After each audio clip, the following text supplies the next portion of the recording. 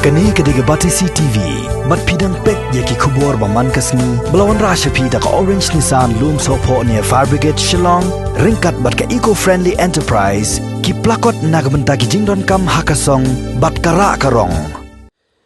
Kawai ka bingiray hakane ka review meeting ka baladep.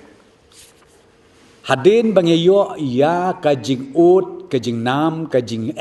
ka baki kendu, kitu kisnong kitau, hak ki baper hadin balayo igini ki positive cases bang i-declare na kaliang ka sorkar ka containment zone ka bakentup teng ya kitu ki block barok kaway lani ki sop locality barok kaway lani ka locality barok kaway lada kadon ka case kaway ar leni lai kakta sibun yakin nong song snong ha kibakum gitu gijaka teban like yakan ke jing nakaliang jok health department kila warra ya ke proposal bangin le no dakata ka micro containment zone lene containment area knang bakanum kta ya kiwe pat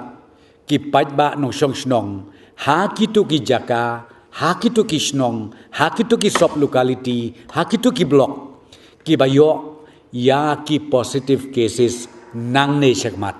Bat kata kalong ba ngila adopt ya ke polisi, bat kata ke polisi kalong ka micro containment zone, lene micro containment area nang ne sekmat. Kata kade kebenta ka ba ar ka bengile keren baru ya kanika instruction ngilapha syabaro ki deputy commissioners syabaro ki district surveillance units bakin le ya kabadon kam anda don kino ki positive cases ha kino ki dong ha kino ki snong ha kino ki sop locality kata kadai kabenta kabaar kabengi keren ha kanika review meeting menta ka janmit